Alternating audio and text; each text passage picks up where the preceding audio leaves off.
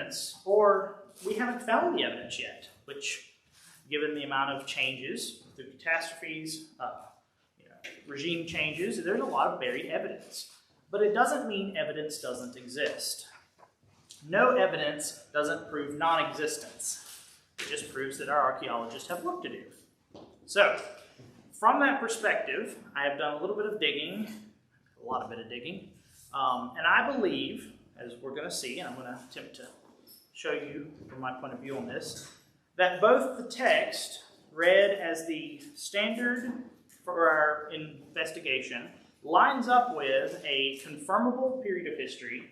We can identify key players and places in the text, which often are just referred to as, say, Pharaoh or this part of Egypt. And we can see that both the text is accurate, as we know it is, it's infallible, but also the history recorded there is accurate. Because oftentimes, Christians today will say, well, we believe what it says as far as on theological matters or religious matters. But they completely ignore the fact that it is a book of narrative happening in a real world by a God who wrote all of history. Therefore, it must also be 100% historically accurate. So, introductions aside, I think I want to begin by reading chapter 1 in the book of Exodus. Really, we're going to read chapter 1. That's our textual base for today. And then we're going to dig into some of the history, as I have a comparison chart for you guys in the handout. So we can see where biblical events are happening, when biblical events are happening, and whom possibly the biblical events are happening with. So, chapter 1 of the book of Exodus. These are the names of the sons of Israel who came to Egypt with Jacob, each with his household: Reuben, Simeon, Levi, and Judah, Issachar and Zebulun and Benjamin, Dan and Naphtali, Gad and Asher. All the descendants of Jacob were 70 persons. Joseph was already in Egypt. Then Joseph died, and all his brothers and all that generation.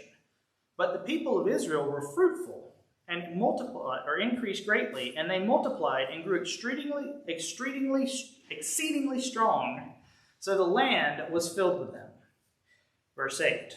Now there arose a new king over Egypt, who did not know Joseph. And when he said to the people, "Behold, the people of Israel are too many for us. Come, let us deal shrewdly with them, lest they multiply. And if war breaks out, they join our enemies and fight against us and escape from the land." Therefore they set taskmasters over them to afflict them with heavy burdens. They built for Pharaoh store cities of Pithom and Ramses.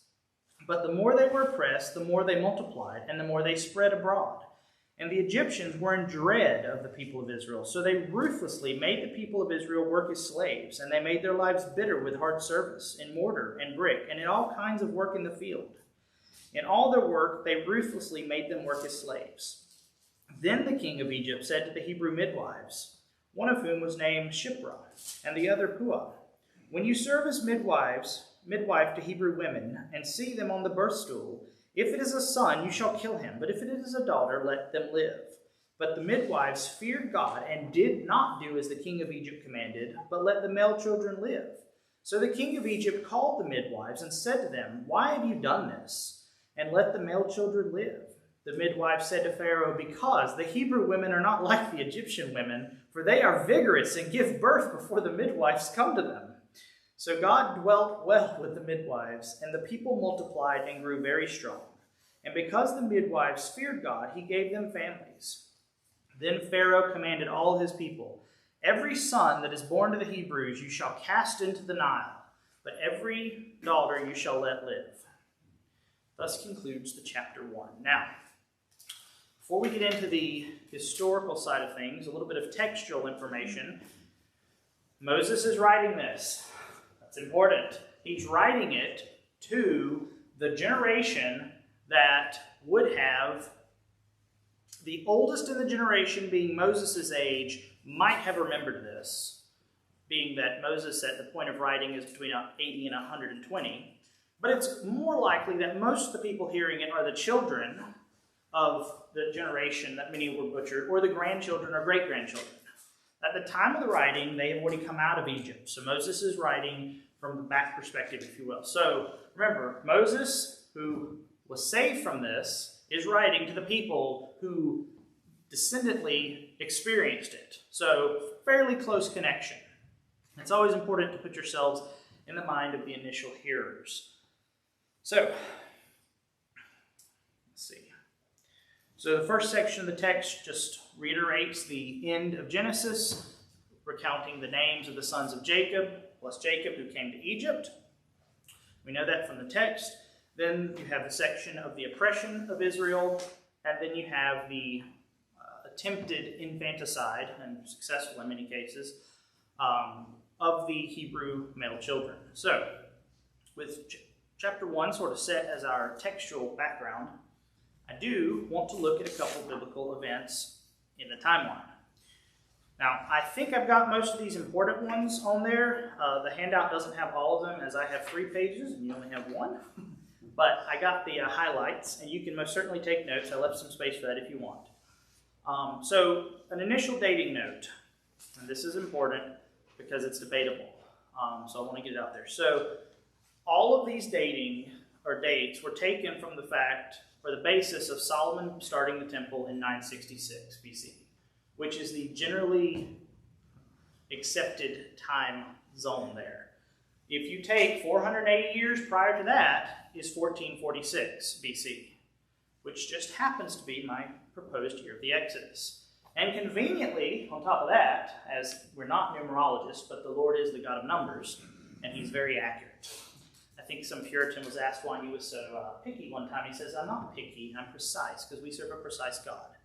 So, 430 years prior to the Exodus happens to be, according to this timeline that I worked out, the exact year that Jacob moves his family to Egypt. Now, give or take a few years, because we are dealing with ancient records that aren't in Gregorian English calendar. Nonetheless, there is no other time frame in Egyptian history or Jewish biblical history where the events can easily slide together, as I think we will see, other than this dating system. So, now that I've got my dating preface out of the way, you can debate me later if you need to. The first event on the timeline is in 2091 BC. Now, this date is taken for Abraham visiting Egypt.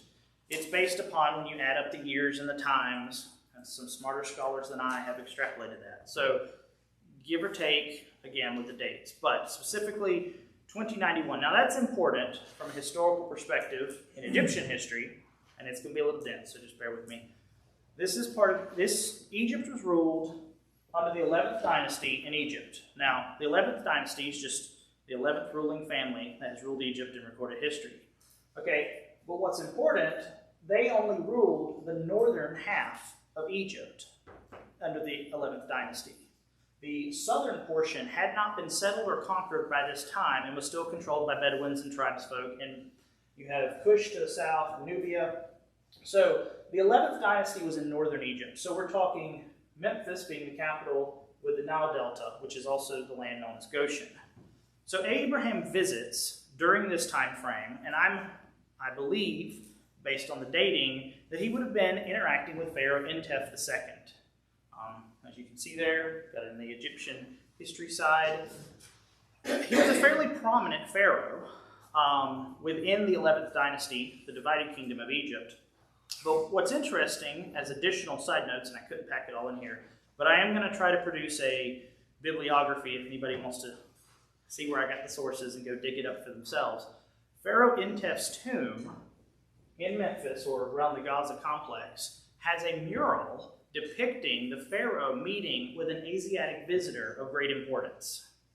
Now, that's important because the Egyptians were elite racist. I'll just say it. Ethnic Egyptians believed they were the supreme race on earth, which means they always depicted everybody else differently. So in all of their artwork, you have the Egyptians with their fairly pale complexion, typically bald if they've been shaved, which they did to keep lice down, or in their native black hair color. So every time you had a dignitary or an interaction in any of the murals, and you can see this throughout all the hieroglyphs, they would depict each nationality and race type, if you will, with different colors and features. In the mural in Entef's tomb in the Gaza complex, there's a mural depicting Pharaoh Entef meeting with a member of the Asiatic people, which would have been Palestine, not China, to them. They're depicted with bronze or golden colored skin with ruddy reddish brown hair.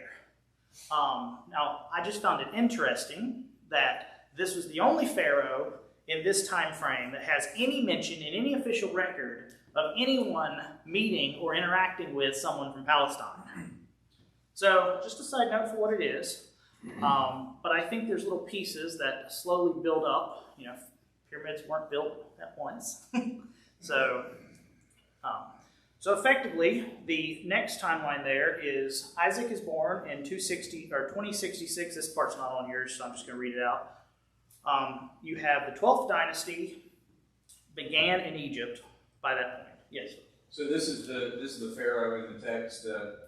Abraham goes down and he deceives. He asked Sarah to say, or Sarai to say that she's his sister. When she's his half-sister. And so this Pharaoh would have taken her into his harem. Right. But the Lord stopped him. And then the Lord stops him. So it would be a memorable thing for this Pharaoh. Yes, exactly. I mean, in the text, and you can read it in Genesis 12 if you want to flip back over there, just as trying to show from the text as much as possible the events that we're describing. So in Genesis 12, and then in verses 10 through 20, and I did put that on your handout, so if you want to look it up later. Now there was a famine in the land, so Abram went down to Egypt to sojourn there, for the famine was severe in the land. And when he was about to enter Egypt, he said to Sarai, his wife, I know that you are a woman of beautiful in appearance, and when the Egyptians see you, they will say, this is his wife, then they will kill me, but they will let you live. Say, you are my sister, that it may go well with me because of you, and that my life may be spared for your sake. When Abram entered Egypt, the Egyptians saw that the woman was very beautiful, and when the princes of Pharaoh saw her, they praised her to Pharaoh. And the woman was taken into Pharaoh's house, and for her sake he dealt well with Abram. For he had sheep and oxen, male donkeys, male servants, female donkeys, and camels. But the Lord afflicted Pharaoh and his house with great plagues because of Sarai, Abram's wife. So Pharaoh called Abram and said, What is this that you have done to me? Why did you not tell me that she was your wife? Why did you say she is my sister, so that I took her for my wife? Now then, here's your wife, take her and go. And Pharaoh gave men orders concerning them, that they sent him away with his wife and all that he had. Yeah, just real quick, what's so crazy / amazing about this to me is that this is the same chapter where God first appears to Abram, like literally 10 verses after, he appears to Abram for the first time and promises that he will bless those who bless him and curse those who oppose him, Right. And yet, this is the first thing after that we read that Abraham does. He fails miserably. Right. So so it's not so all the patriarchs need grace. Just like we need grace is the point. Right. No, exactly. And on that note, Abraham did fail, and yet the Lord still kept his end of the deal and cursed those who were wronging the house of Abram. So, again, we see throughout all the history is also the redemptive history, and that's really important to keep. I think it's important to keep both streams, if you will, running, because often we look at the redemptive events outside of history and we think of them as almost fairy tales, or we take the historical side of things and forget the fact that Yahweh is active and powerful, acting on behalf of his people throughout the entirety of human history. All of those History Channel specials you've watched, there is a redemptive narrative running through them, even though they don't mention it. So, just so you know that. You cannot have any recounting of history without being able to find somewhere, if we had full knowledge, the Lord's working through it. So, which we don't, so we have to rely on what he's given. So, that is Abraham visiting Egypt. That's the first account, or first time that you have this particular household, this house of Hebrews, as they would be called, this house of Abraham interacting with Egypt. So, the likelihood is that the capital at the time would have probably been in Memphis, which is in northern Egypt, before the Nile Delta, which is what this beautiful thing up here is. This was the historical capital for much of the Egyptian period. So this is the section that was settled first, settled several generations earlier by the sons of Ham, whereas we know Abraham comes from the sons of Shem. Remember, at this point, you're only a couple hundred years after flood. So it's not like they had too long of time to build up a city. I mean, they did. They were prosperous. They had the whole world. There was nobody to oppose them. But the point is, it's still fairly recent. And in fact, I had read it, let's see, how did a scholar put it? I don't remember. Yeah, I have to get back on that thought. I want to say it right, so I'm not going to say it wrong. So, moving to the next point on the master list, you have Isaac born in 2066. It's not on this paper, so I'm just reading them all. Jacob's born in 2006. Joseph is born in 1916, so there seems to be this reoccurring BC. So then the next one on the handout is Joseph is sold into a slave approximately 900 or 1900 BC. Now, if you go Googling it, you will find various and sundry dates for this. I had to weed through them and check sources, and effectively there's two main camps for the dating of this time period. The one that I'm proposing, which I find to be historically accurate and historically supported, and the later dating method, which likes to put the Exodus under the reign of Ramses II, which would have put everything much later on, which is the liberal perspective, because they like to say, oh yeah, Judah didn't come into a kingdom until like 450 BC. So remember, if you hear later dating for Exodus and the other events, part of the narrative behind that theory is they have to push the events of ancient Jewish history forward. Because to the liberals, it's unfathomable that there could have been a kingdom in the Iron Age in Jerusalem. So, information overload, sorry. So, in 1900 BC, Joseph is sold as a slave. So, at this point, the patriarch family is still living up here in Canaan. It's in the corner. By this time, however, there has risen the 12th dynasty in Egypt. Now that's important, not because it really matters which pharaoh in particular, but it is important to see the history. So the 12th dynasty, or the second to last pharaoh in the 11th dynasty, who then gave way to the 12th dynasty, unified all of Egypt. So at the time Joseph is being sold into slavery, the house of Pharaoh is ruling from Memphis over all of Egypt. The upper, or northern Egypt, which is lower Egypt, and southern Egypt, which is upper Egypt. The reason is, elevation-wise, this is in the desert mountains, and this slopes off to the sea. Yeah, so I'm going to use northern and southern because that's how the map looks. But if you ever hear someone say upper or lower Egypt, that's why. It's an elevation thing, not a map direction. Northern Egypt is lower Egypt. Southern Egypt is upper Egypt.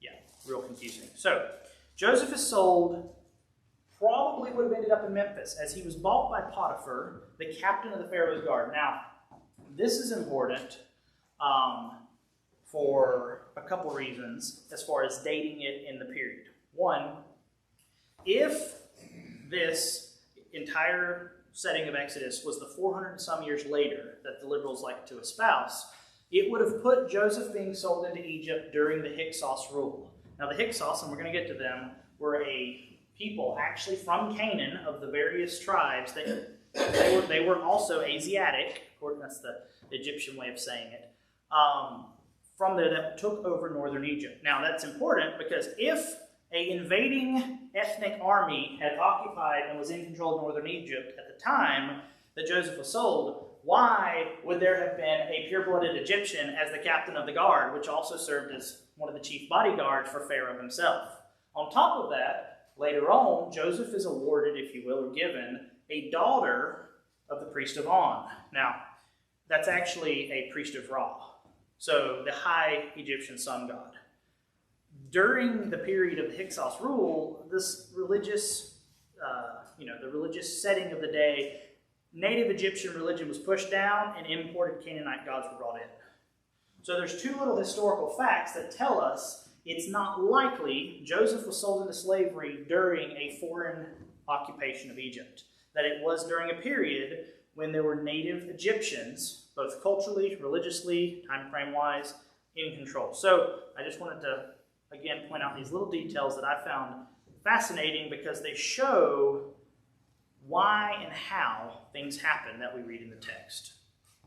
Okay, so on the chart there, you see in 1889 to 1887 range, and I gave a range there because Joseph was in prison and then brought out of prison, and we're not sure the exact timing as far as number of months. He interprets the servants in prison's dreams, and then he interprets Pharaoh's dream. Now, what's important, by the dating of the kings of Egypt, the Pharaoh that was in control when Joseph was sold has since died, and his son is now on the throne.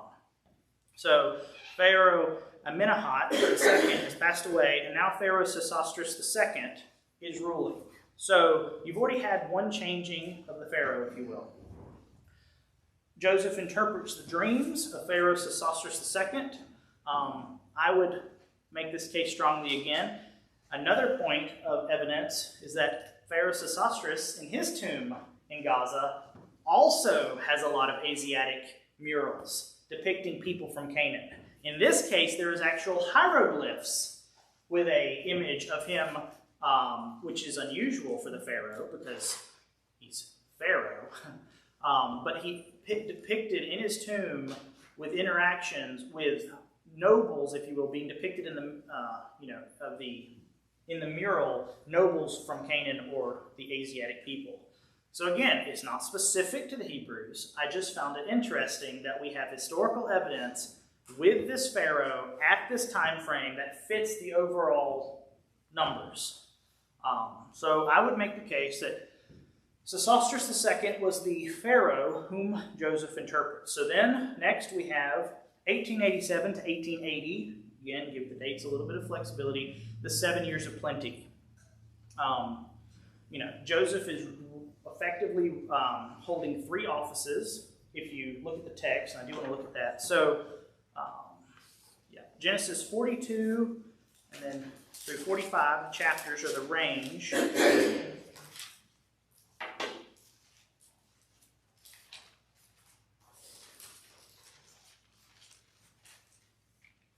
Okay, so in chapter 42 of Genesis, in verse 6, it says, "Now Joseph was governor over the land.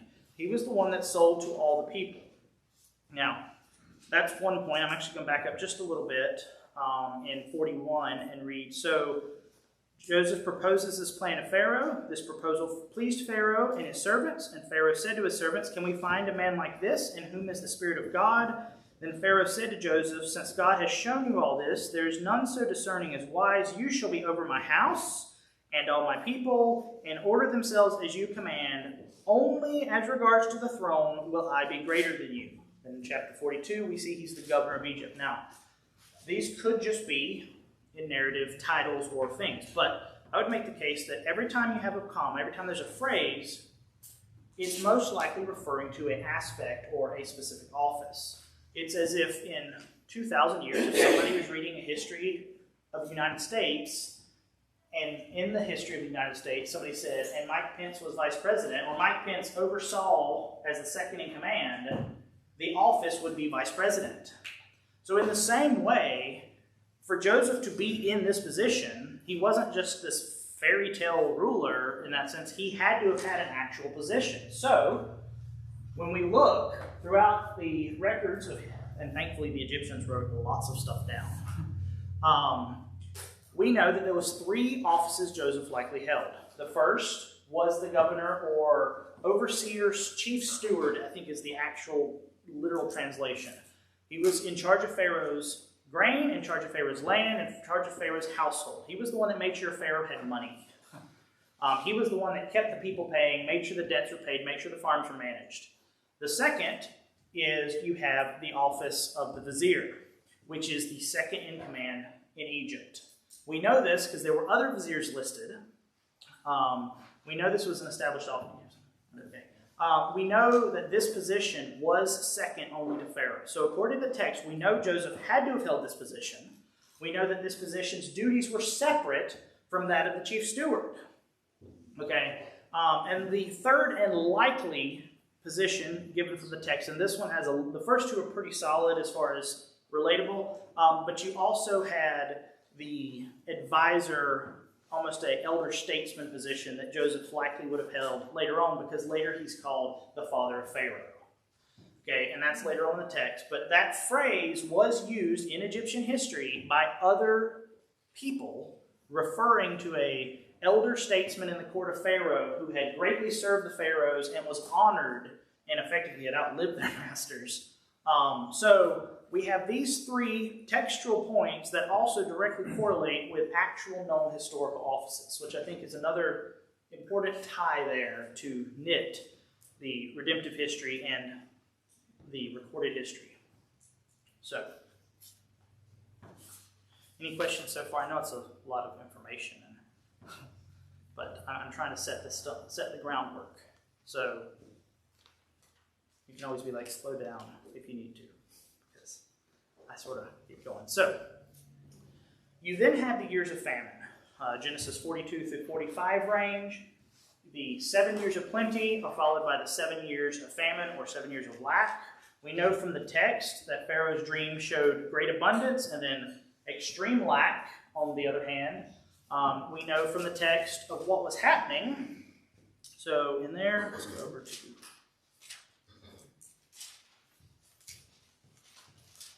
Let's see here. Okay.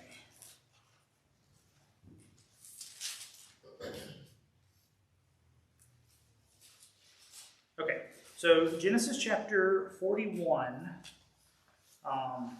chapter 41, verse 46, and this is just an accounting of what Joseph was doing in these positions. Now Joseph was 30 years old when he entered the service of Pharaoh, king of Egypt.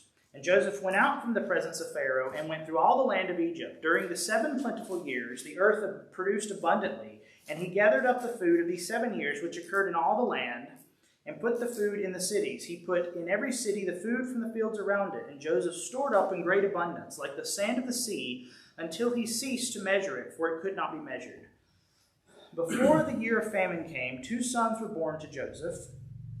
Asenath, the daughter of Potiphar, priest of On, bore them to him. Joseph called the name of the firstborn Manasseh, for he said, God has made me forget my hardship and all my father's house. The name of the second he called Ephraim, for God has made me fruitful in the land of my affliction. The 7 years of plenty that occurred in the land came to an end, and the 7 years of famine began to come. As Joseph had said, there was famine in all the lands, but in the land of Egypt there was bread. And when all the land was famished, the people cried to Pharaoh for bread. And Pharaoh said to all the Egyptians, go to Joseph. What he says do you do? So when the famine had spread over all the land, Joseph opened the storehouses and sold to the Egyptians, for the famine was severe for the land. Moreover, all the earth came to Joseph to buy grain, because the famine was severe over all the earth. So we see there Joseph administering the economic social net, if you will, in ancient Egypt. Not making a political statement one way or the other, just what the text says here. It's a hot topic today.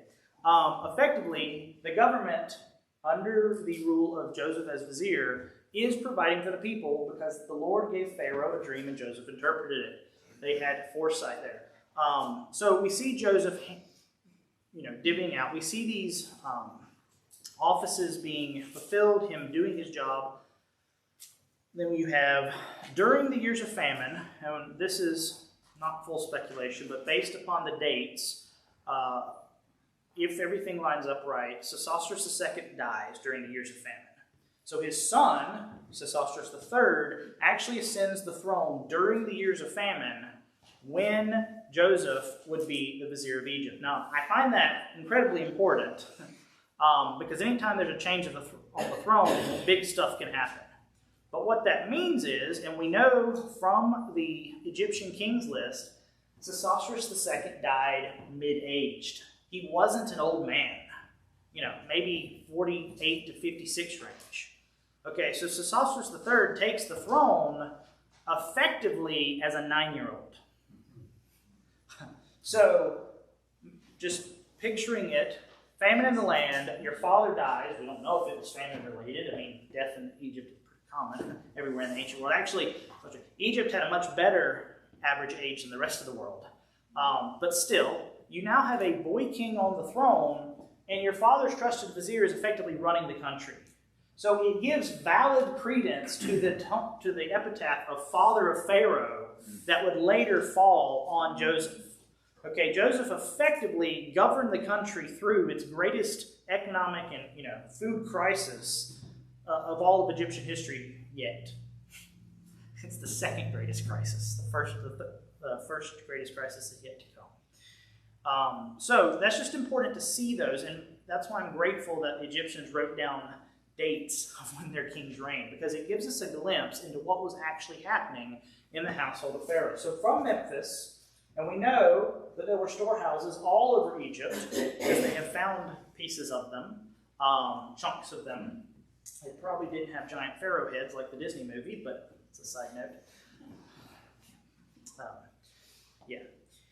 So, Just, Joseph is such a great example of how Christians are called to be in a corrupt government that they don't agree with, just like Daniel, right. After him, like the church fathers in early Rome, in ancient Rome, early Christianity, you can disagree with and make it clear that you disagree. I'm sure Joseph clearly witnessed. Right. I mean, he talks about,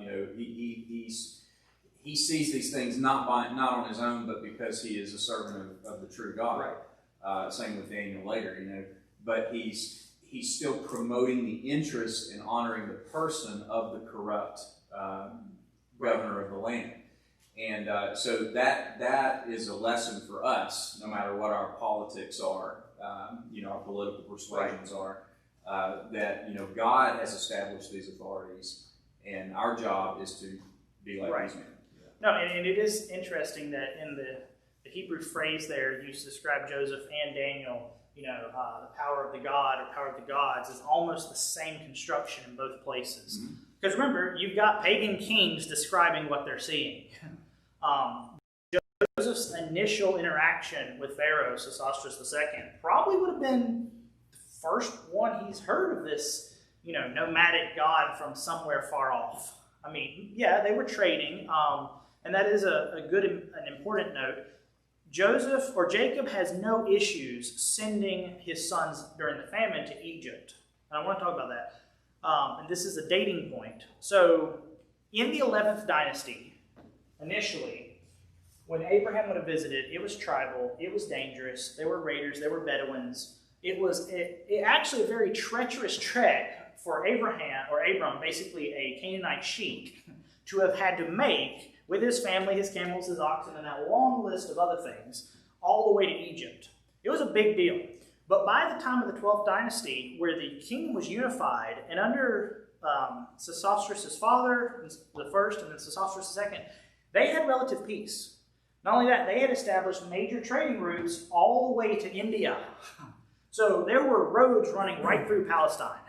So for Jacob to send the boys to Egypt would have been, effectively packing up and go to Texas and get some food.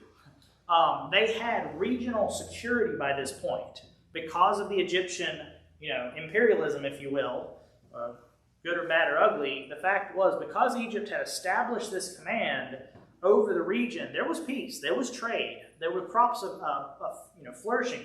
And not only that, but because they had opened up the southern reach of Egypt, they now have crops flowing in over the entirety of the country. So it's just, again, a historical note that would be easily glossed over, but it really shows how and why.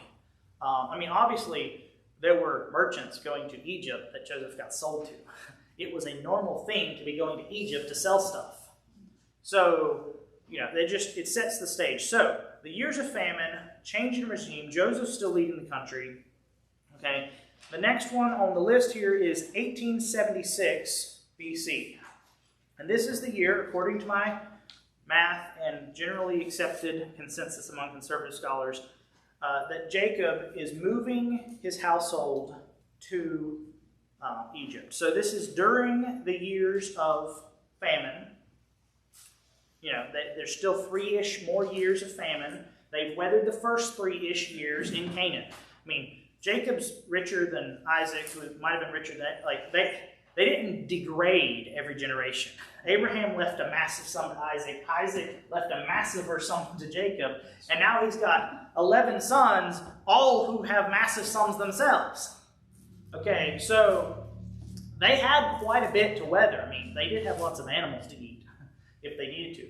So the fact that it's so bad, and the text tells us that it's over all the earth, which sometimes does just mean the general, but we do know that there was a actual entire Middle Eastern, that entire belt of society suffering from a famine in this time frame.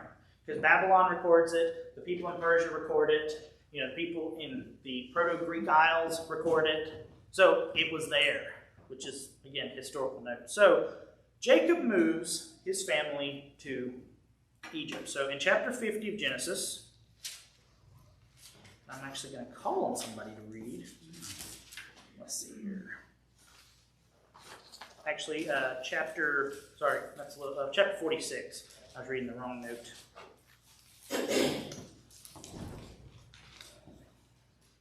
Okay, who wants to read? Any volunteers?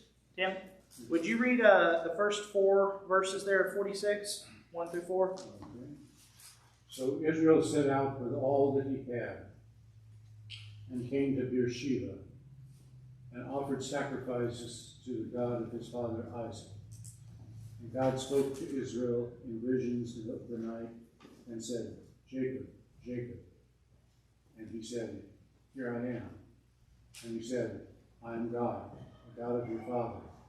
Do not be afraid to go down to Egypt, for I will make you a great nation there. I will go down with you to Egypt, and I will also surely bring you up again, and Joseph will close your eyes. So there we see Jacob being assured that it was okay in the divine plan to go to Egypt. Now, this is important, and I'm running out of time for today, but this is important because Abraham had a rather run-amok experience in Egypt. On top of that, Isaac was explicitly prohibited, and we'll look at that next time, explicitly prohibited from going to Egypt and leaving Canaan. Now, from a theological perspective, Isaac needed to be kept pure. The line needed to be propagated. But I can show you from a historical perspective, during Isaac's time of potentially going to Egypt was the great upheaval between the 11th and 12th dynasty and their civil war over the entire country as the 12th dynasty conquers everything. It wouldn't have been a good time to be a visiting noble in Egypt. So God's plan, both to preserve the nation in purity, is not out, the events of history are not outside of the divine plan. And the divine plan does not work, the Lord does not work above the events of history. I think that's the right way to say it. It's his plan for history to happen, but they're not just history over here, redemption over here. There's history and redemption running through each other. So, effectively, Jacob is assured, the Lord has approved him, he can go to Egypt. He is okay, Joseph will close his eyes. And I think that's a good spot to stop for today. We've got a little more on this, so we will gather these back up. If everybody can just push them to the end of the rows, I'll pick them up. We'll use this sheet again next time. What? We made more copies. Okay, no. If you wrote on, keep it. If there's any non-wrote on ones, pass them in. How about that? So, yeah. Any quick questions? Did you? We were just watching Patterns of Evidence video. I don't know if anyone's seen it, but it kind of sounds similar to what you were saying. Like we shifted the timeline and they were showing. Yeah. So yeah, that shift. This is the first time in terms of comparing narrative with historical events. This is the first time that shift would show up, just because it's the first time. But it wasn't actually shifted here. They shifted it to try to nullify David and Solomon. But when you shift everybody 400 some years into the future, it shifts past history 400 years into the future too. So it's one of the things. It wasn't explicitly to change the Exodus. It just turns out if you mess up one part, the rest of it's messed up, and then you can be like, look, it's all messed up. So, any other questions? Yeah. Did Joseph sell the grain to the Egyptians, or did they give it away? I know he sold it, Right. to outsiders. So we're going to look at that in a little more detail during, because I've got a little bit more on that. But yes, it's not in this initial text, but we do know, the Egyptians got so hungry that they were selling their land back to Pharaoh, which is a big point I want to talk about. But since you brought it up, I'll go in there. Yeah. So initially we think there was sort of an allotment. They basically, every farmer gave 1/5 to Pharaoh. They kept 4/5 each year. They would then have so much coming back. It's like the original Social Security. Just worked better. However, there came a point to where that portion was exhausted. So then you had the royal portion that Joseph had stored up for Pharaoh's household himself, which was probably bigger than all the rest of them to begin with, that they actually sold to the people. And when the people had sold all their money, they then well, here, take our land. And that is important because during the 11th and previous dynasties, and up until this point, the 12th dynasty, Pharaoh ruled over all of Egypt. But there were what were called nomarchs, which were effectively barons and dukes in the land. Okay, so up until Sesostris III, every pharaoh had to contend with Egyptian nomarchs. These were barons who owned sections of the land. He effectively had to have favor with them. Now, Sesostris II, we know from the text in Egypt, had a great relationship with the barons. He had established peace. Everybody agreed on it. They're like, yeah, let's make money. Okay, we're tired of the Civil War thing. However, in the account of the Egyptian kings in the Chronicles there, after Sesostris III, nomarchs are never mentioned again. There is no record from that point on in Egyptian history of there ever being local barons of the lands of Egypt. So again, I find it interesting that we know from the text that the people had to sell their land to Egypt, and Joseph is effectively building a much bigger central government over the entirety of the land on behalf of Pharaoh. And the historical account represents that clearly. So, yes. Does that thoroughly? Yeah, it's interesting. Okay. I think that's good on time. Philip, would you pray for us? Yeah, absolutely. Lord, we thank you for this class. Thank you, Lord, for the good study that Justin has done, the thorough preparation.